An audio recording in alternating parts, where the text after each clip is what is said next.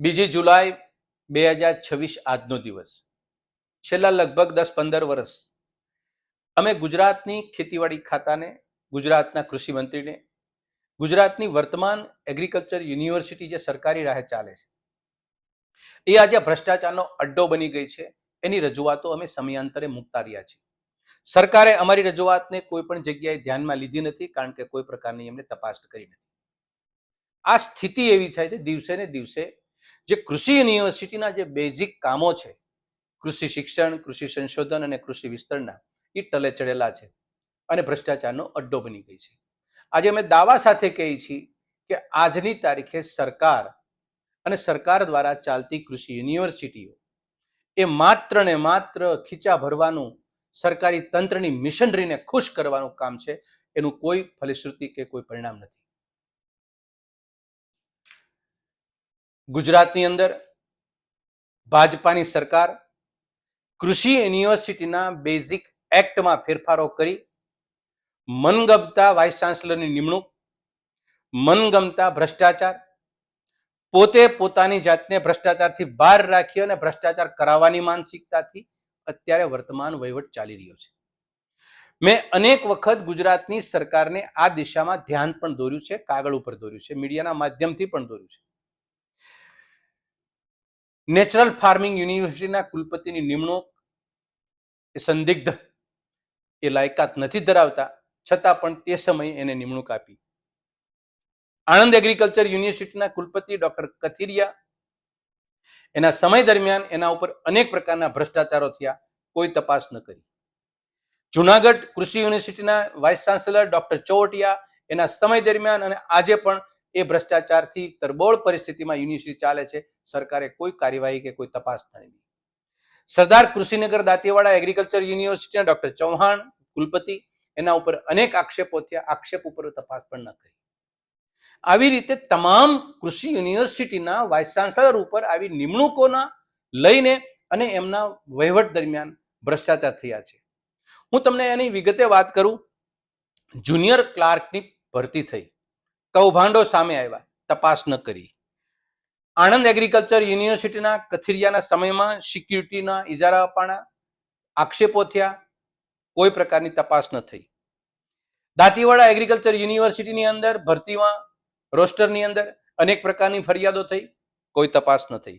University એક્ટની અંદર ફેરફાર કરી અને જે જુનાગઢ એગ્રીકલ્ચર યુનિવર્સિટીના કુલપતિના દીકરાને અધર્સ ડિગ્રી સાથે એને પીએચડી થાય છે અને યુનિવર્સિટીમાં નોકરી પણ લે છે, એક્ટમાં ફેરફાર કરી.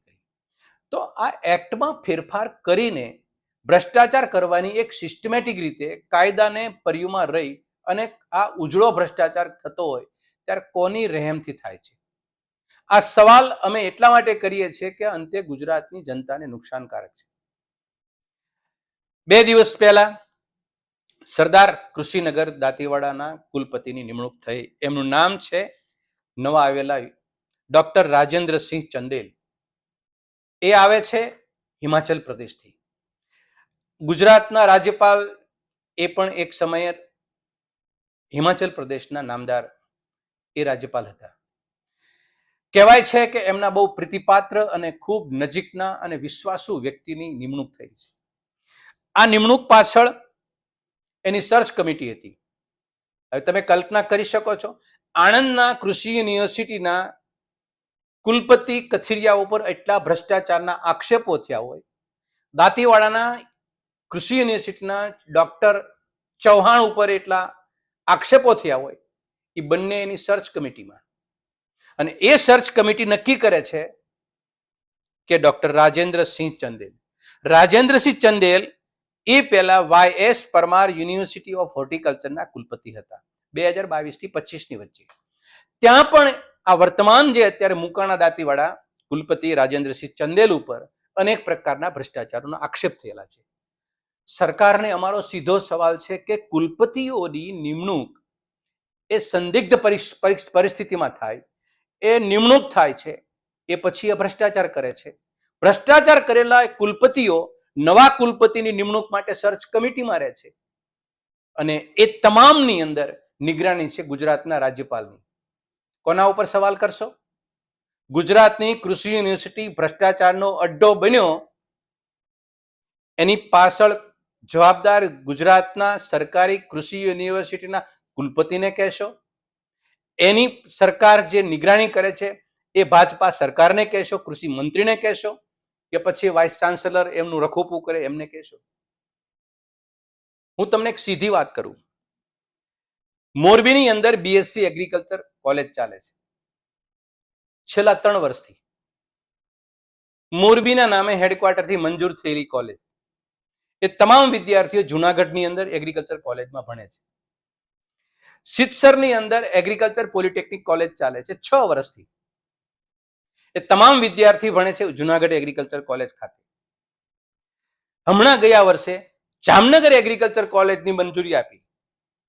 એ વિદ્યાર્થી ભણે છે તરઘડિયા કૃષિ યુનિવર્સિટીના ફાર્મમાં. સાહેબ, તમે કલ્પના કરો, વિદ્યાર્થી ભણે અલગ જગ્યાએ, એની કોલેજ ચાલતી હોય અલગ જગ્યાએ, તો આ તમામ વાઇસ ચાન્સેલર, તમામ ખેતીવાડી અધિકારીના નિર્ણાયક અધિકારીઓ અને કૃષિ મંત્રી, તમે કોના માટે વહીવટ કરો છો એ તો કહો.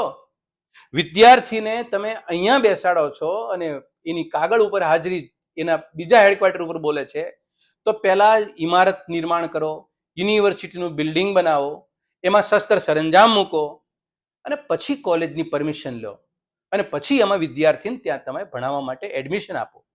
આવી તો કેવી ઉતાવળ ફાટી જાય છે કે તમે ગુજરાતના વિદ્યાર્થીઓની આવી વલે કરો છો.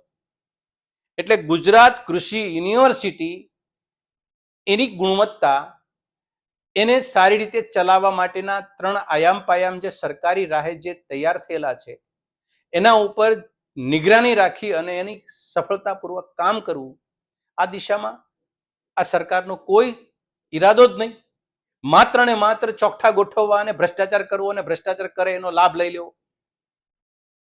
એટલે ગુજરાતના કૃષિ મંત્રી, ગુજરાત સરકાર, નામદાર રાજ્યપાલ, આ તમામના પાસે આ પ્રશ્નો છે. આ ઉપાધિ તમે ગુજરાતના ખેતીવાડી ખાતાના ભાગે કૃષિ યુનિવર્સિટી જે ભ્રષ્ટાચારનો અડ્ડો બની ગઈ છે, પે માઇનસ પેન્શન જે